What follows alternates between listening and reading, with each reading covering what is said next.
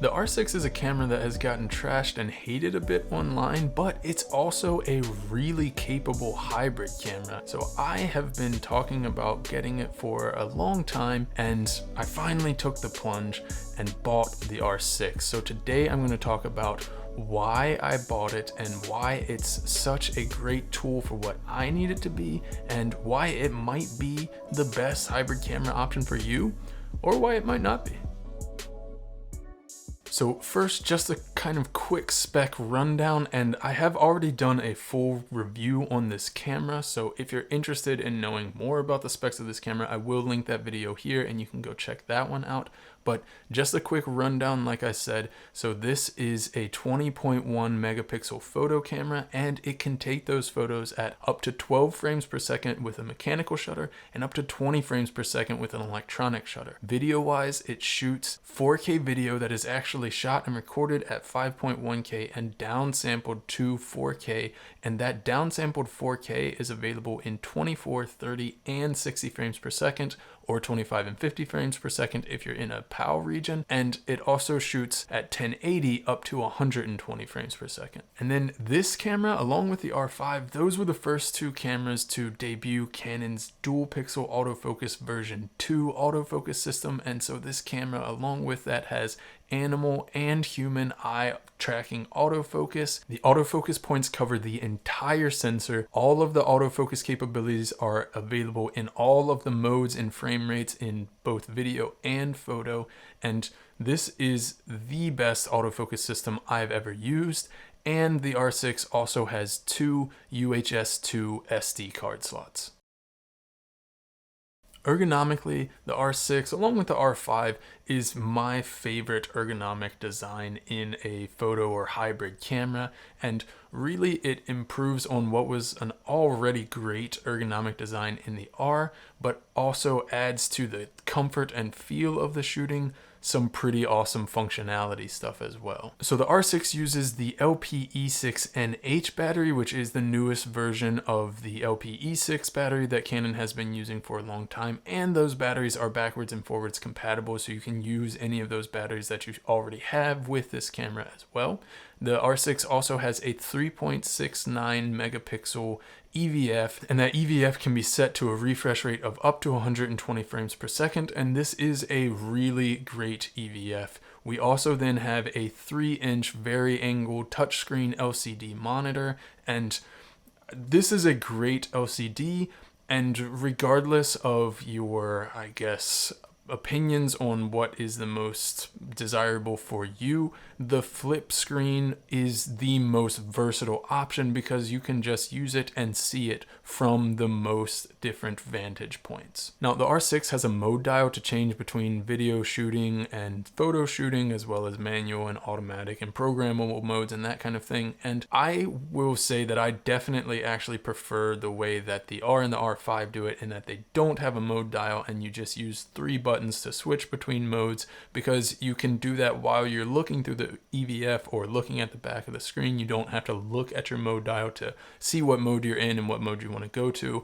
I think it's way faster, way more efficient, but a mode dial is pretty standard and has been for a long time on a camera, and that's also just going to be a preference thing. Then this camera also has 3 dials on the camera body that are customizable, and that's really nice because you have direct control right away for shutter speed, aperture, ISO, or really whatever you want to set it to. And then in addition to that, if you are using either RF lenses or if you have the RF to EF adapter that has the control ring on it, you can use that control ring as then a 4th customizable dial to have even more settings that you can control. And that's really helpful when you're shooting and needing to change things on the fly. This camera also has an actual joystick that you can use to control your autofocus point, and you do have the same touch and drag autofocus settings that you had on the R, where you can use the back screen even when you're looking through the EVF to move around on the touchscreen where your autofocus point is going to be. And that system does actually work well, and that's what I use with the R, and when I had the RP I used that all the time, and it does work well again. But having the joystick to move that autofocus point is, I think, way more helpful and useful, and I definitely prefer that over the touch and drag settings, even though the touch and drag system does work really well. We also have USB-C charging, we have a mic, a headphone, remote shutter port. It does have a micro HDMI port, which is not going to be the most popular option. And then of course we have the awesome RF mount. And like I said earlier, you can use the RF to EF adapter to use your EF and even EFS lenses completely seamlessly.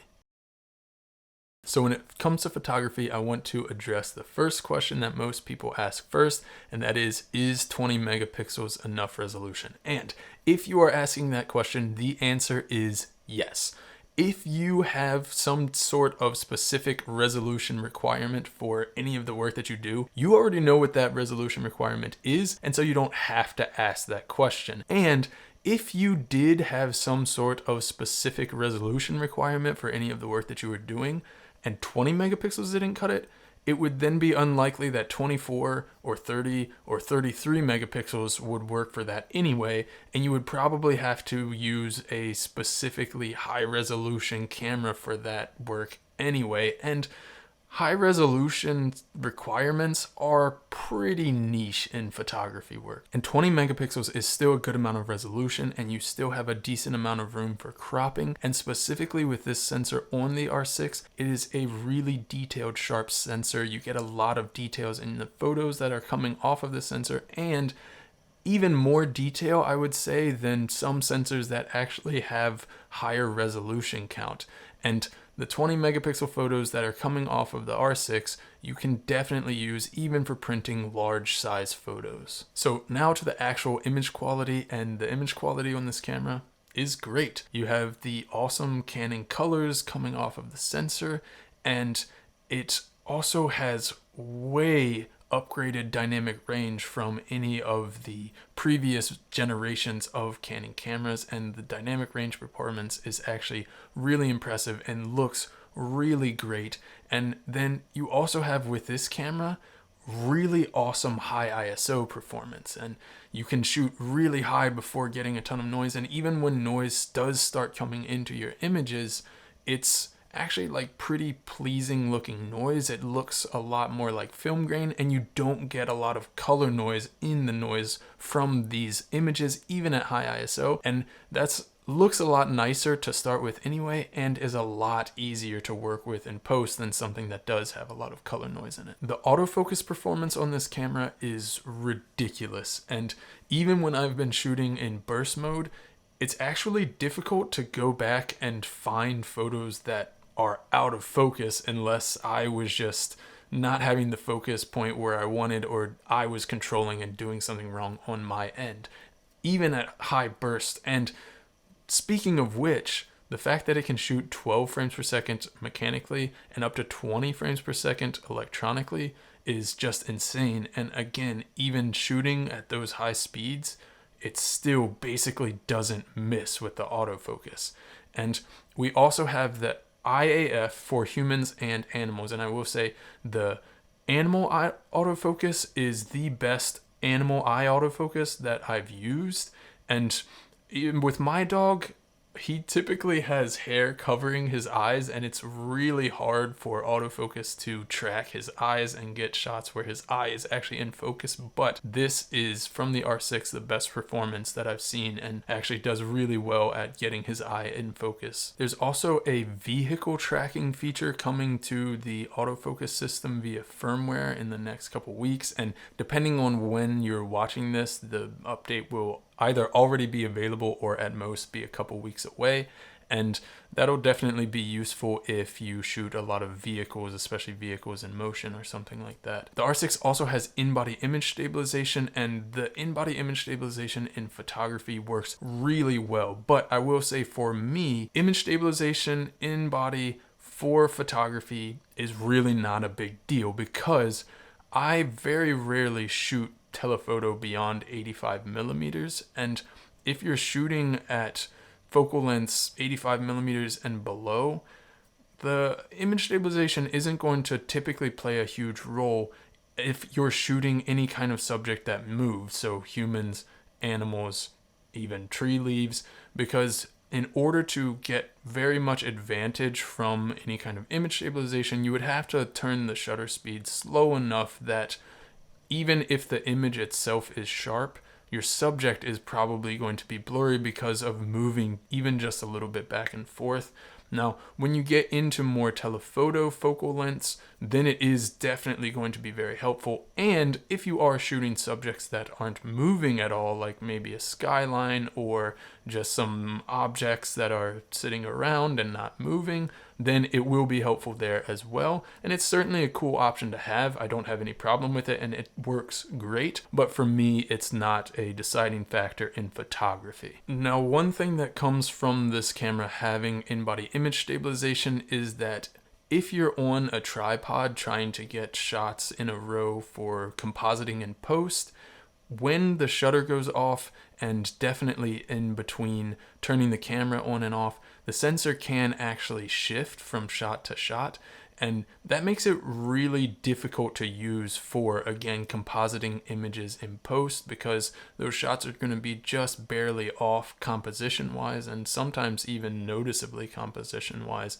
And I do need to test a little bit more, seeing if turning the IBIS off is going to help out with that so that it's not as much off. But honestly, the R6, I didn't get it for that purpose, and for the shots where I am on a tripod in studio lighting and trying to composite those images in post, it's not going to be the camera that I use for that.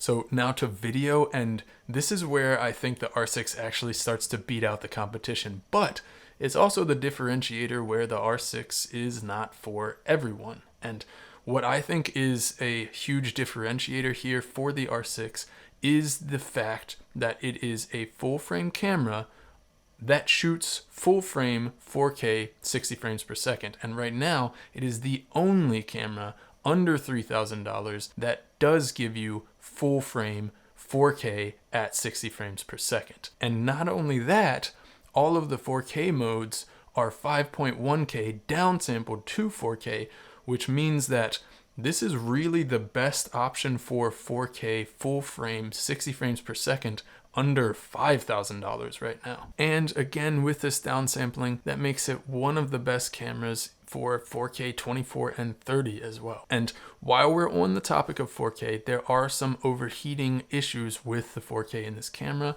I do think that they've been overly dramatized in a lot of cases. The 4K 60 is the mode that's going to overheat the most and the fastest, but I think the 4K 60 is very usable for filming clips, and that's really what 4K 60 is for. And for me, even when I've been shooting for longer days, hours at a time, I'll say at least, I've never had any kind of overheating issues or even an overheating warning with the 4K 60 because I'm filming in clips, and in between filming those clips, the camera would cool down and give you more time back. And even while you're filming, you tend to have more time available to film than it actually shows that you have available. And if you're turning off the camera in between clips, that's going to recover faster and better. But I will say the R6 is not for filming 4K 60 long form content. But if you're filming long form content at 4K 60, you're probably doing something wrong, because that's not really what it's meant for. But if you are okay with a 4K 60 with a Super 35 or APS-C crop, like is available in something like the Sony a7 IV, well, you can film on the R6 in a cropped mode of the 4K 60, and then the overheating performance is very similar to what the reported overheating performance from the a7 IV is when it comes to overheating performance in 4K 24 and 30 modes. So I did a test and I was able to film in 4K continuously for over an hour without even getting an overheating warning. So I think for most people, that's going to be more than good enough performance. Now, I will say, if you are regularly filming long form content in 4K, this is probably the not best option for you, and I wouldn't suggest it for that purpose. But I mean, I wouldn't suggest it for that purpose also because keep in mind that this has a 29-minute and 59-second record limit in the camera. So if you're recording for longer times like that, you're gonna have to stop and start the video anyway, and it's just really not built for that. Another thing to keep in mind is that when you're filming long form content in 4K, the file sizes are going to be pretty massive. So when I did this overheating test with the 4K 24, the hour-long files that I got at the end were 70 gigs, and I ended up not even keeping the original file. I just made the proxy and deleted the original file because it was just way too much space for just having footage of an overheating test. So again, if you do need long form content and that content has to be in 4K, the R6 is not for that. And I have started filming more long form sit down interview type of content, and I did get a camera specifically for that purpose because that's not what the R6 is built for, and that's not what I wanted the R6 for either. But to the video quality, it is really amazing, and you have the option when you're filming to use the standard Canon profiles that come in their DSLRs and mirrorless cameras. And if you just want a quick video workflow where you don't have to do any color grading or anything like that, those will work fine and look good. You will get 8-bit 420 files when you're filming with those profiles, which is not a problem at all because you don't need more than 8-bit if you're not color grading anyway, so that's not going to make a difference. You also have the ability to film in C-Log and now C-Log 3 on this camera, and with those, it will automatically be 10-bit 422 footage. And when you're filming in those C-Log options and getting the 10-bit footage, the colors that you can get out of this footage are really great. You're also getting a lot of latitude and flexibility when you're grading the footage in post.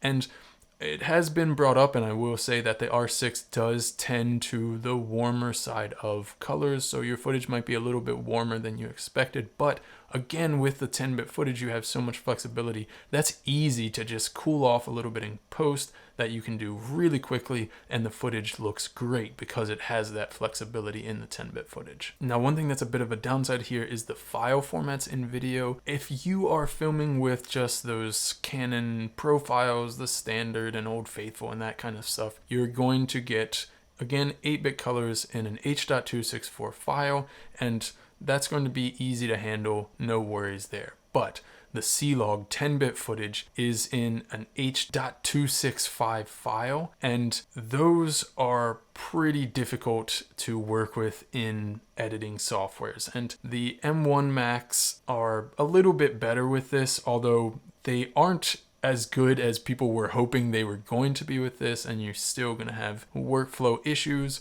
The M1X Max are supposed to be a little bit better, and as the technology in editing computers catches up, they will get easier and easier to work with in post, of course, just like anytime new file formats or resolution sizes come out, the rest of the technology just has to catch up to that. But at the moment, most people are going to have to use a proxy editing workflow. And that's another bit of a downside, is that in this camera, you can't record proxies to a second card in camera, and that is disappointing because that would have been really nice and helped to speed up the workflow a lot.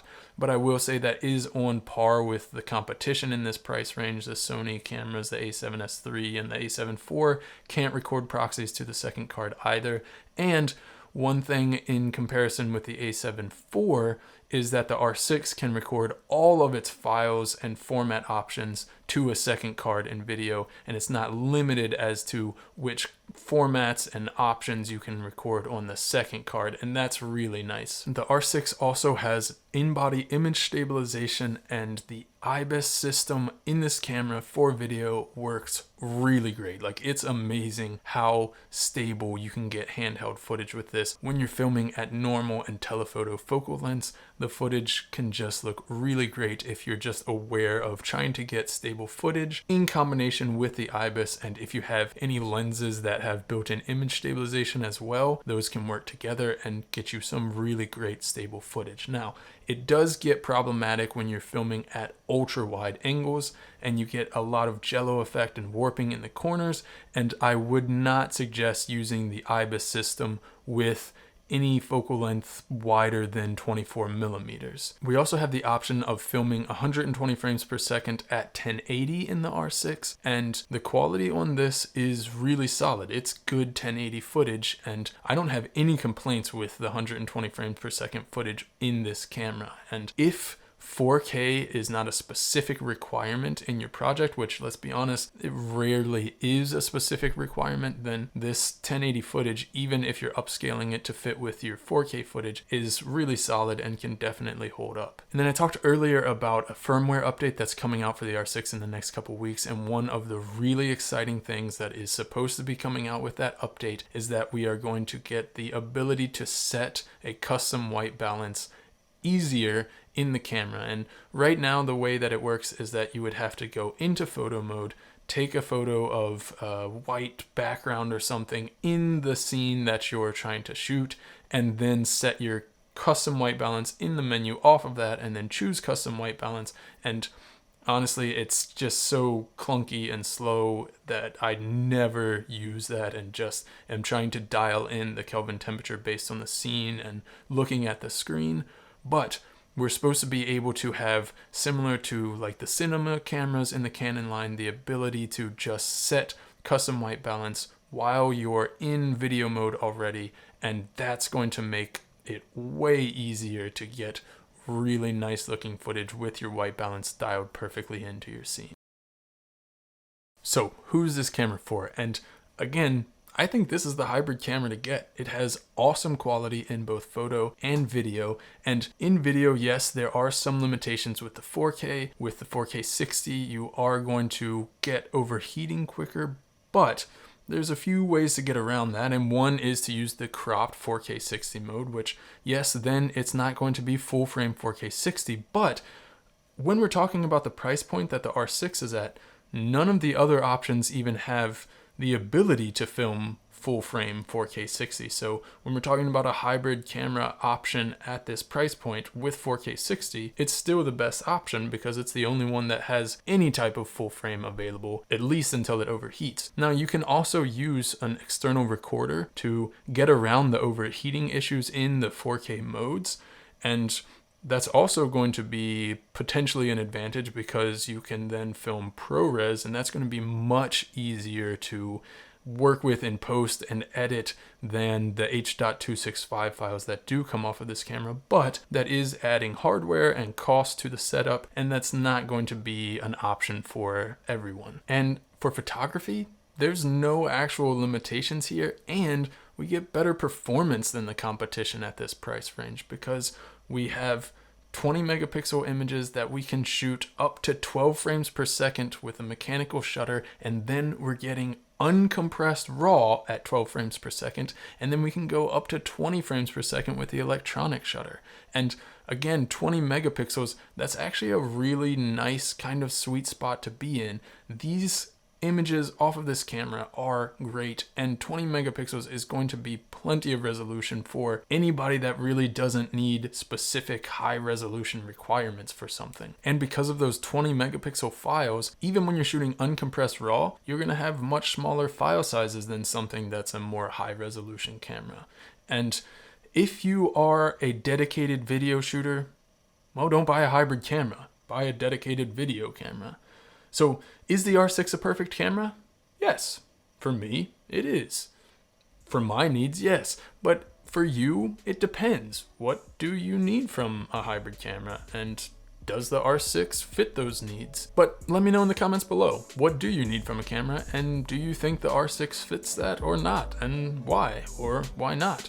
If you enjoyed this video, hit the like button. If you haven't yet, subscribe to the channel and then hit the bell icon so that you can get notified of all the videos that I post here.